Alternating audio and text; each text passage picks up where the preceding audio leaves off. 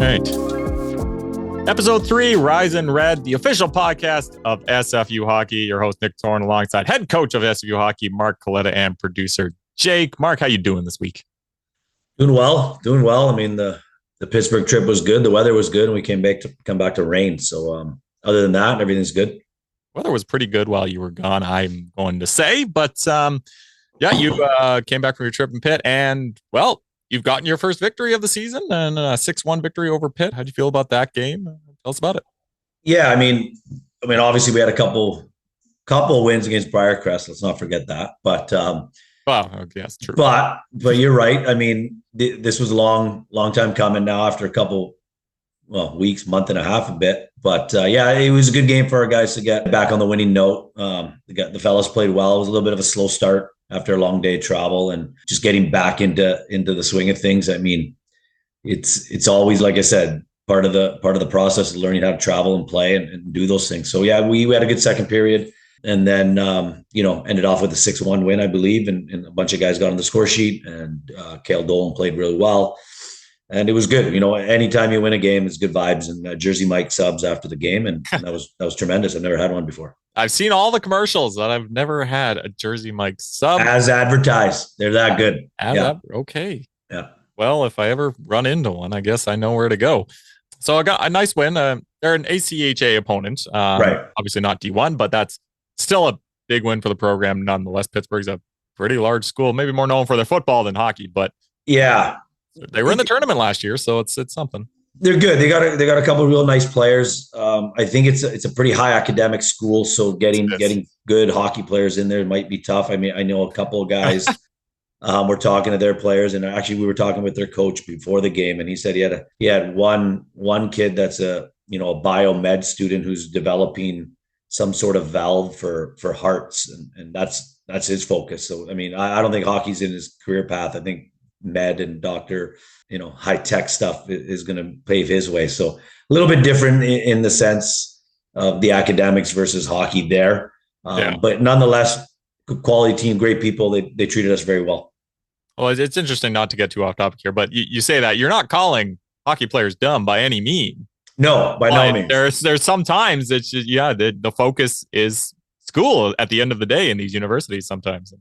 Yeah, and I think it's, again, I think that for any student athlete, soccer, hockey, basketball, whatever they're doing, track and field, I mean, even the SFU curriculum and academic standards are so high. These kids, again, I really, feel their pain. We had a couple of guys this past weekend knowing that they had exams coming back home, real stress about them coming back after the weekend and having to prepare for exams. So it's not an easy gig playing sports at a collegiate level and making sure your academics are where they need to be. So there's two parts to being a student athlete, and obviously the students first. Exactly. So we love to see that. But moving on, you played Robert Morris the next day, 3-1 loss, but you were in it though. It was a 1-1 tie for a long time. Yeah. You just lost your way in the end there.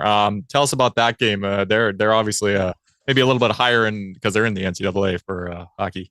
Yeah. Real cool little facility.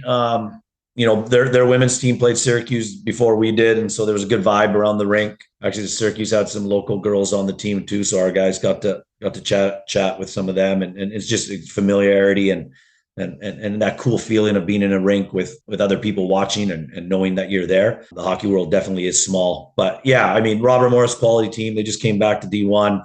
They've been around for a long time, and Coach Schooley was really good with us and made sure we were on the schedule, and away we went. And to be honest, the game was good. I thought we had a lot of grade A chances. We were in it. We were hard on the forecheck, very physical. Colby Matthews played well. Our defense played well. Like I said, we were a couple grade A chances away from taking the lead and maybe tying it up at 2 and then getting to 3-2. To be honest, if you watch some of the video that I've already scoured around, and I think a testament to our guys was the way they played and the physicality they played. Derek Schooley after the game mentioned to our guys and to myself and Coach Camazola was that was the most physically demanding game they've played all year.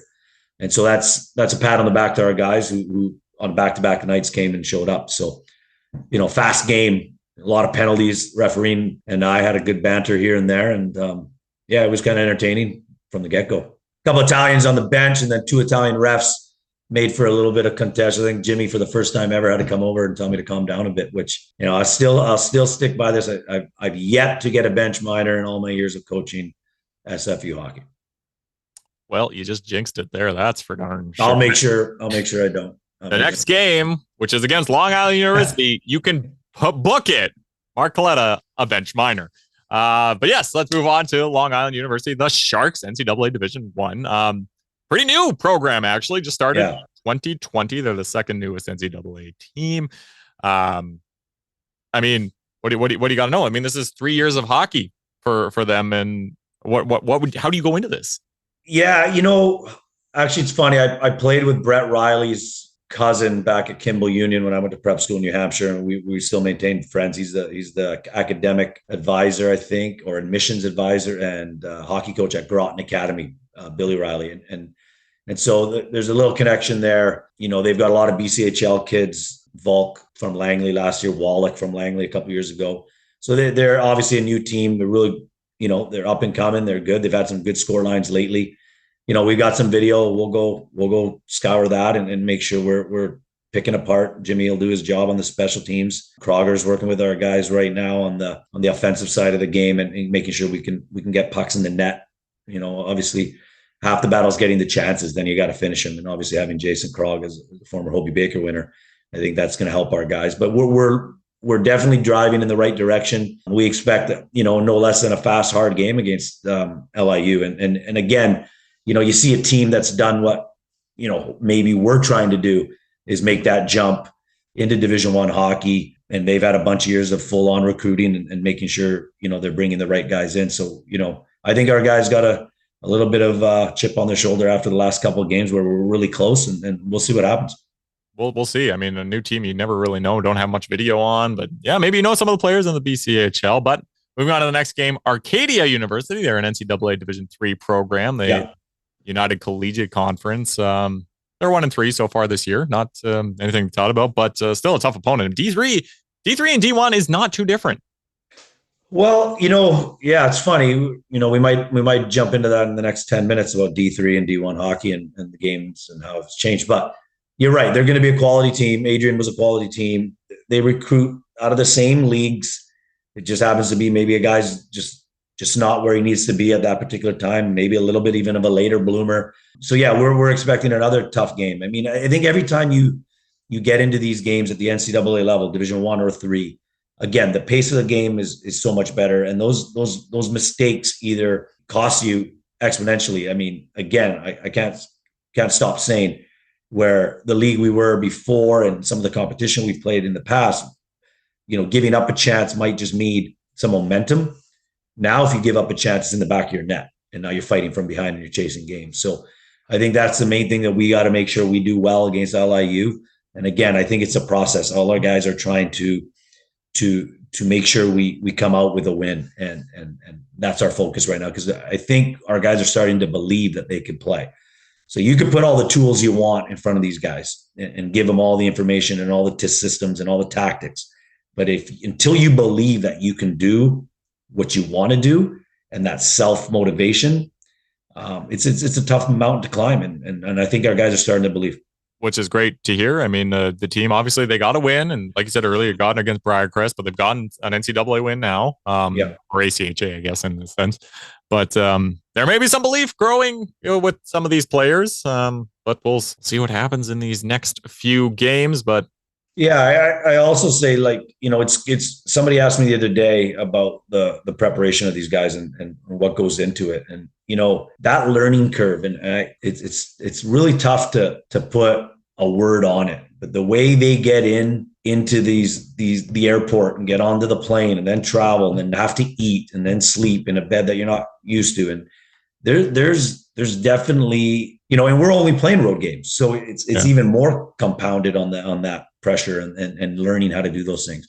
But they're welcoming the challenge. They're doing a good job. A couple of the guys got to go into the city and see downtown Pittsburgh, as well as Jimmy, myself, and Verdusco, our trainer, and had a nice coffee downtown Pittsburgh. It's a real cool city. The rivers, obviously all three rivers jump into the Ohio.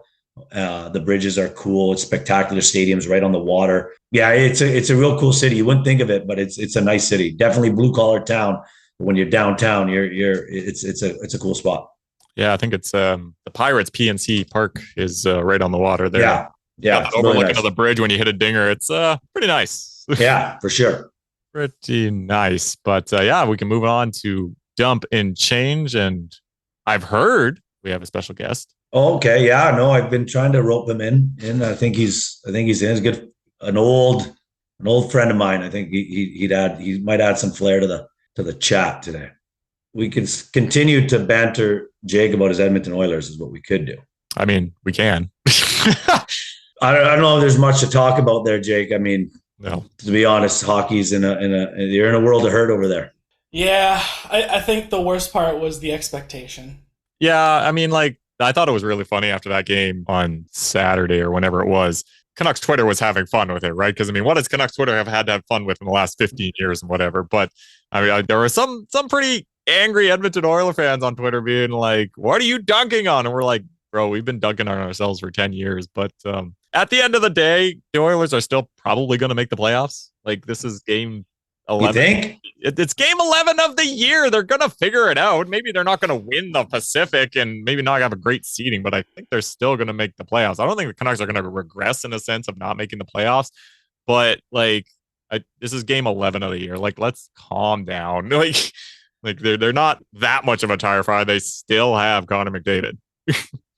Well, there is some stat that says or before November or at the American Thanksgiving, if you're below or above some number, that the playoff chances are greatly diminished. Is that true? Yeah, it is. But the Blues, hello. You're right. The Blues did do something pretty remarkable there after Christmas even? Yeah, no, it was like January. Yeah, it was January. Like dead last in January 30th or something, and just went on. They brought up Bennington and went from there. What I think the thing with this team is they always do this, and it's usually around December, January, February that they do this, where things are going good, and they just fall apart for a month. Yeah. Unfortunately, that came early this year. That's the best. And so the hope is that this is just that and not the whole season.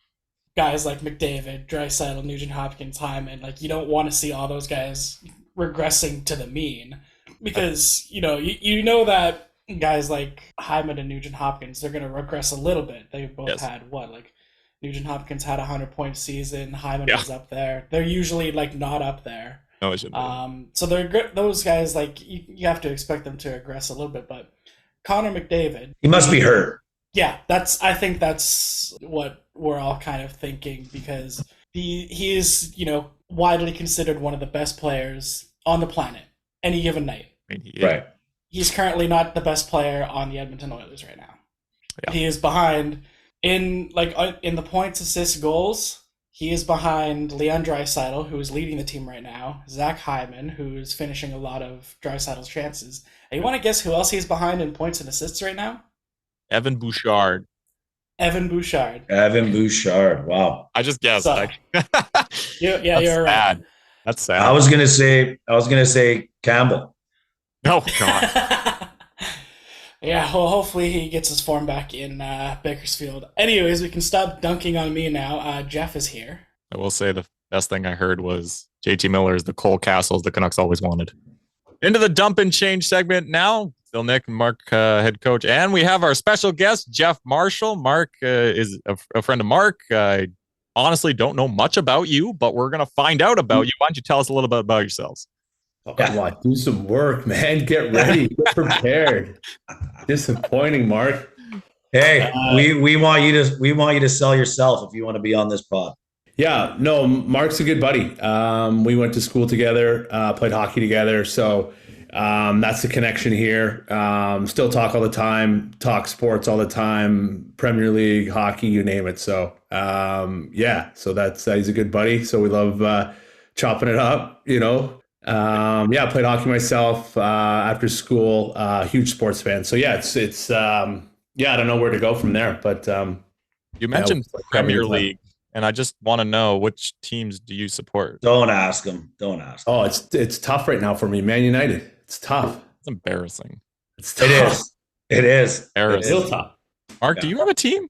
Yeah. Chelsea. Well, yeah, I do actually. Of It's I'm proud. I don't have to worry about it. I'm obviously my roots bring me to Lazio. That's my Serie A team, and then I'll support Chelsea all day, every Oh day. my God, I don't know. Well, it's not worse than Man United, but it's like equally as bad. Oh, come on, Nick. Where are you going then? Liverpool, hello. Wow. Get out of here. This guy's killing it. Anyway, this isn't a soccer podcast. I guess at the end of the day, That's good. We can chat soccer. But it's a sports podcast at the end of the day. But we were just talking about it, Jeff. Let's hear your opinions on NCAA D1 versus D3. Not much of a difference, I think, in playing style. Mark kind of told us a little bit about it, but what are your views on the differences between that kind of a D3 player versus a D1 player?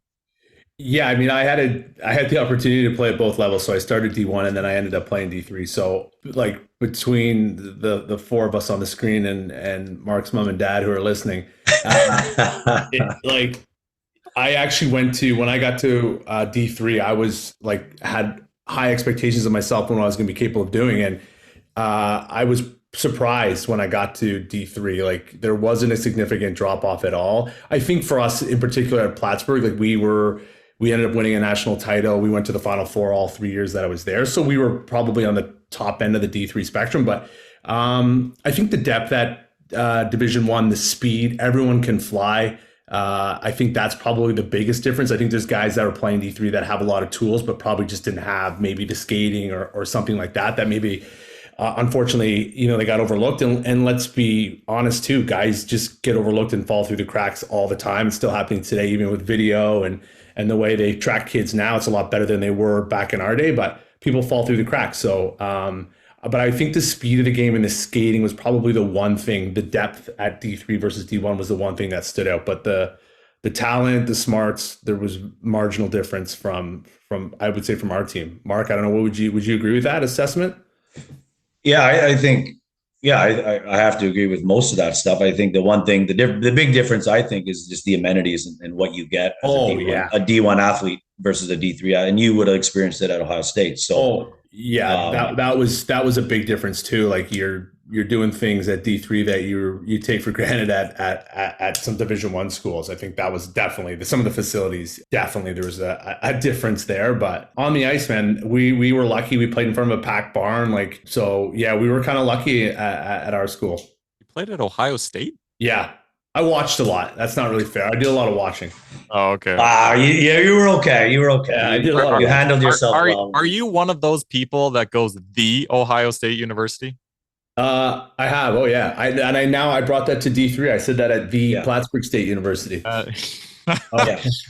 think that's the best meme in sports. Just putting the in front of any university, and Ohio State people get so angry at you. Yeah, they did. That's the best. Okay, so why don't we touch on player safety for a bit? Obviously, there was an unfortunate accident with Adam Johnson out in the English Hockey League, which, if you haven't heard, they have hockey in England. I think it's about 6 or 7 teams now. So it's a bit more than that. I think it's 10. I actually played in that league, so I played. Yeah, so I played for the Dundee franchise. They're in Scotland. There's there's now 4 teams in Scotland that are part of that league. So that story hit home because I still talk to the equipment guy there. I talked to the commercial director recently. The league is building and getting better and better. Ticket sales go up so I'm really pumped. I follow the league still to this day. And then, waking up and reading that story about a player from the league, I was kind of like, oh, what's this about? And then to get into the details was just beyond tragic. Like just such a sad story. With sports all the time, I feel like it's reactive rather than proactive. And I wonder, all these players are now wearing, not all of them, but most of them are putting the neck guards on. And as somebody, I didn't play hockey, but I played sports. And I just wonder, why wouldn't you have a safety as something that helps your safety? Why wouldn't you do that? And, people have said, we'll see how it feels and maybe I'll wear it in the game. It's like, is that such a big issue that you'd risk your safety for that?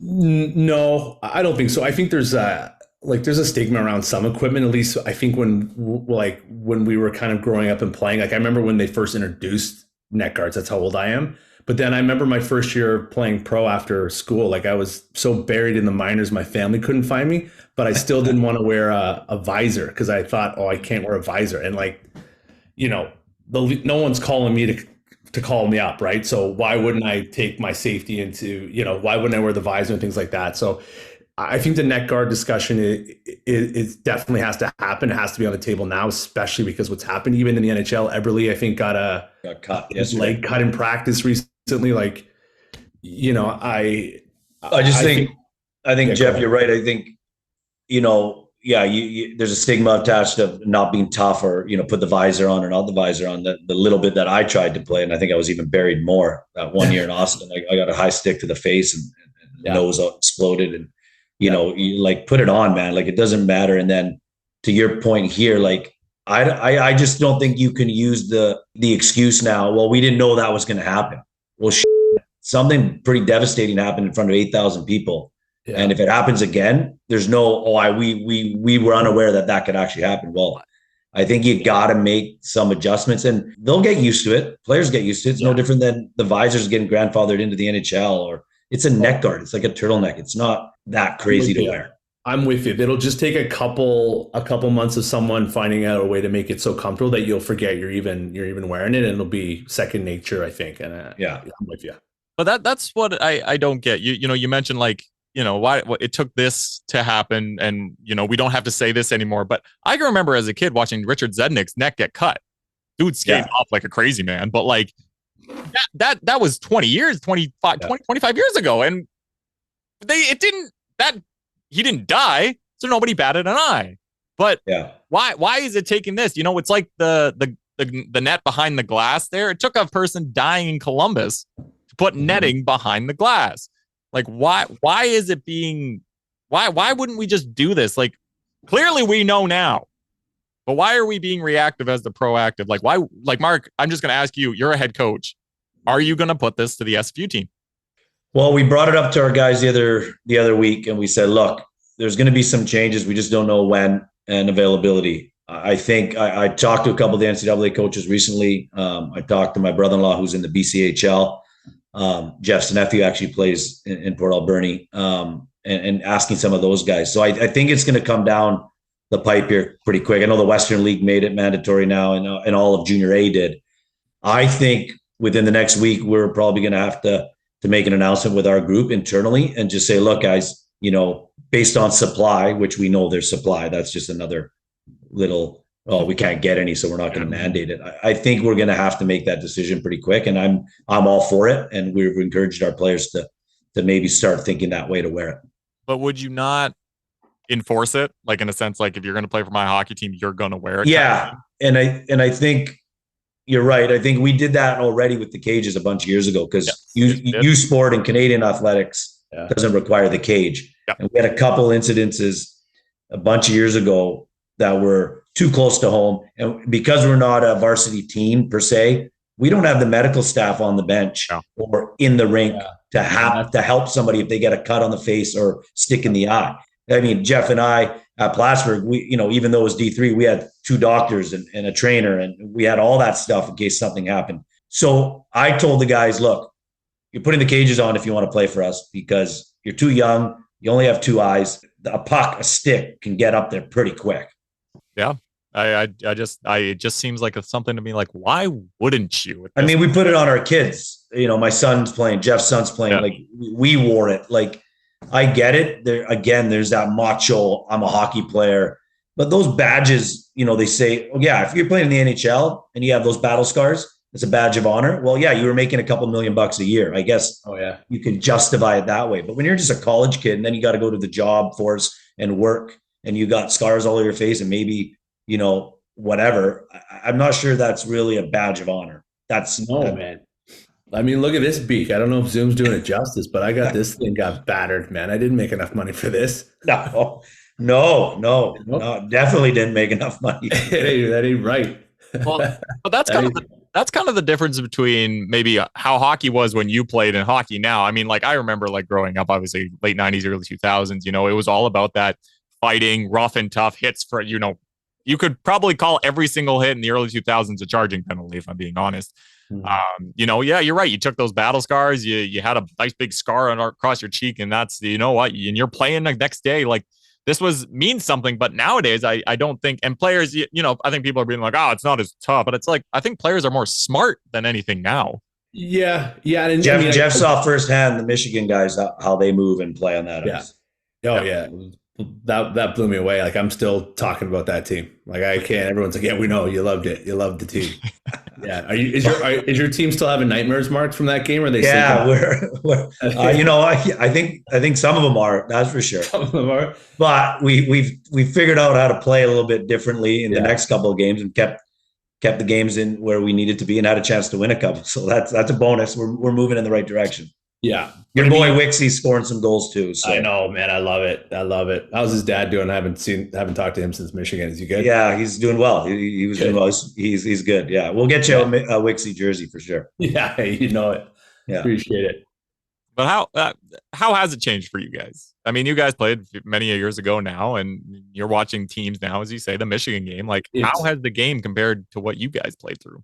Oh, it blows me away. Like, I remember kind of being a teenager. It was like you had to be big, right? It was like the 6'2" guys. You had to be that, or you just weren't even in the conversation.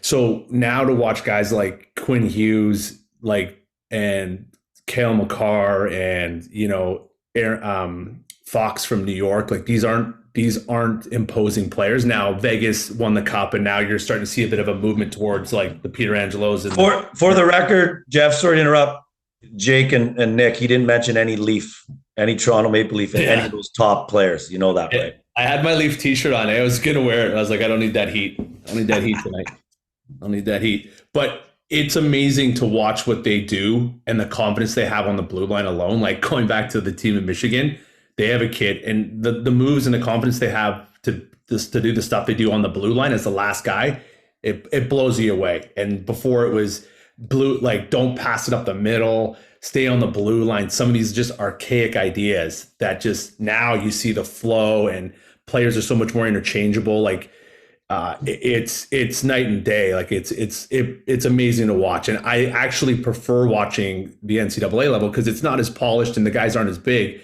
but they have a little bit more room, and you just see the speed and the skill on display, for me, a little bit more than you do the NHL, where it just seems like it's down low, cycle, back to the blue line shot. I mean, off the rush, these guys are still creating, don't get me wrong. You watch guys like Jack Hughes and that, but the skill levels, it's nuts. Kids my son's age are like, all they want to do is do the Michigan and stuff. And you're like, I think I was 18, and I think I pulled it off, and I was celebrating. Oh no, the skill level of these kids is ridiculous. I think the one thing that's changed, Nick, is the thinking of the game, though. There's a lot of skill, and they do all these skill sets during the summer. And I don't know if Jeff would agree with this. They're so good with the puck around objects or the peps or the slipsticks. There is definitely it gets lost in translation, though, in the gameplay. I'm finding it really difficult to teach kids certain things because they've been brought up now in an era where all they do is skill stuff. They work with a skating coach. They have a skill coach. They have a strength and conditioning coach. They have so many specialized things where the 5-on-5 play gets lost. And so at a certain level, it comes down to playing 5-on-5. And for me, that's one of the biggest things I see with the new kids. And I think Jeff's right. The skill level is way higher than it was way back in the day when we played. Like that archaic thought of lumbering down the wing. Yeah. You remember our highlight video? Yeah. So I watch it once in a while. I'm going to give it. You watch it all the time. Yeah. I scored a couple. Has he put you two through it? Has he made you guys watch his? No. So we won a national title in 2001, and we're flying. We're thinking we're pretty big deal. A few years later, we go back and they play it on the big screen, and I was like, "Oh, please stop this! Stop it! Cameras to black, like really quick. Yeah, just somebody get the guy running the projector and pull it. Like, it looked terrible. And this was like a couple years on. Now, 20 years later, it looks like we were learning to skate.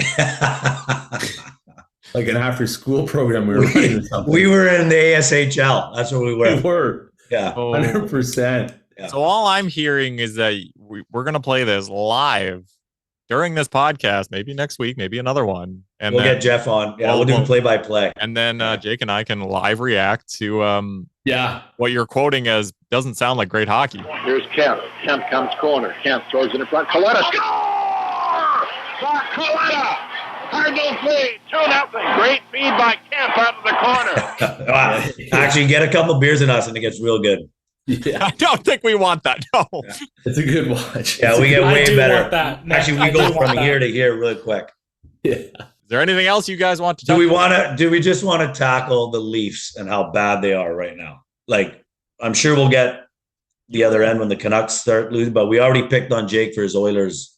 You were really on one today, Mark. I mean, we can touch on the Leafs. It is Jeff, and he is a diehard Leaf fan. They not doing too well. Samsonov kind of sucks. Yeah, it's not good right now. And I think it was, I can't remember what game it was. I already told a couple of my buddies out here that I was done already. I'm already firing those kind of mad texts around already. Yeah, I don't know. I don't know if I have the energy tonight for it to get into it. I'm trying to think. I thought some of the changes in the offseason were the right moves, but I think we say that every offseason. And then now it's like, usually they start fast. Usually they're good out of the gate, and everyone's like, "Oh, wait till April and all that." But now it's not even. We can't even get out of October. Well, Jake, Nick, I got a hot question here. Sure. And I know people will ask this. Okay. Maybe there's all opinions here, and I know it's come up. Avery did something. Chris Nyland said something. Like the whole Marchand on Lundgren thing. Obviously, 20 years ago, there would have been a line brawl or whatever. But what I still think there has to be a reaction there. And they just sat on the bench. Nobody got up and pointed. Nobody threw an F-bomb. Nobody said, "I'm coming to get you." And they just sat there on the bench as Marchand skated by, and nobody said a word. Like, you have to throw a dart somewhere here.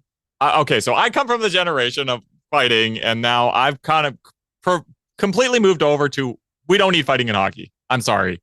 The Olympics don't have it, and that's the best hockey in the world. I know we don't have the best players necessarily in the NHL, but why do we need fighting? I guess that's where you'd come in with a cross-check to the face, as it seems to do. And I'd assume if Ryan Reeves was on the ice at the time, he probably would have murdered the guy.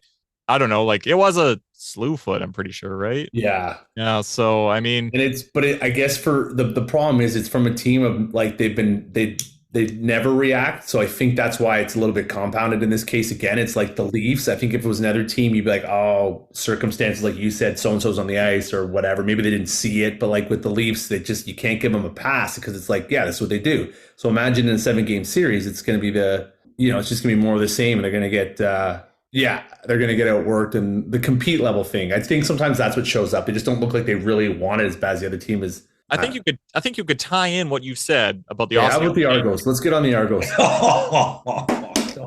Stop. East final. We're heavy favorites. Is it a trap game? I don't know. There's a chance. Where are they playing? At CN Stadium or where are they? I don't know. BMO. They're at BMO. Is it? Oh, all right. Yeah. They're not at the fairgrounds at CN. They're at a local gym. I think that used to be the fairgrounds. Yeah, for sure. Same spot. But let's get on the CFL talk. We can.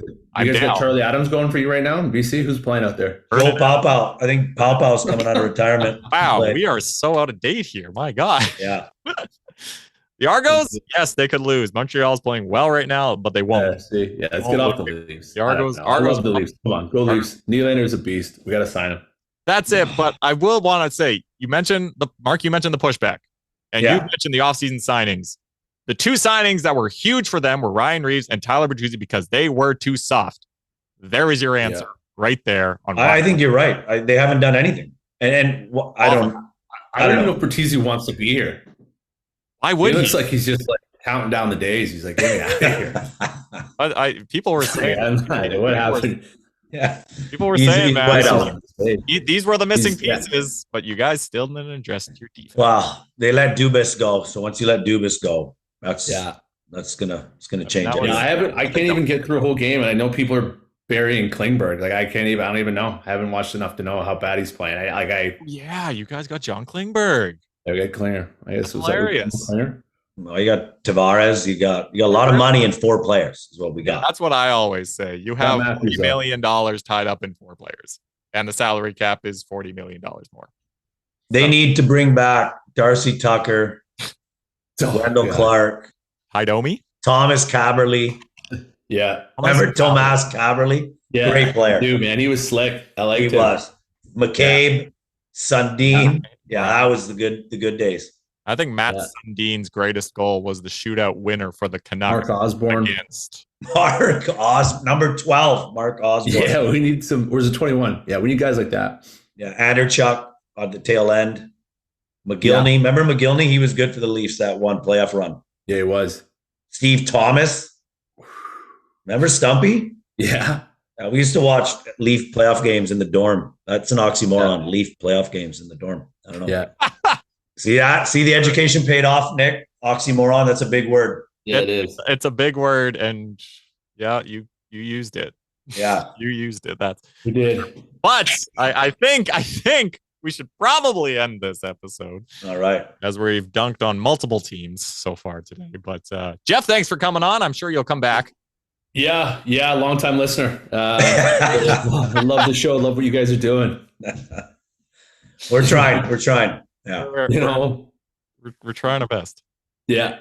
Maybe we'll go over the mechanics of a wrist shot next episode. Let's do it. Yeah, I'm gonna have my backyard rink going soon, so I don't mind going live to air if you guys want to, come. Maybe a tutorial.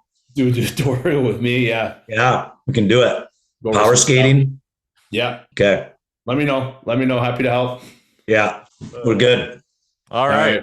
Sounds good. Episode 3, Rise and Red, the official podcast of SU Hockey. Thanks for listening. Make sure to follow us and subscribe. And we'll see you again soon. All right, gentlemen.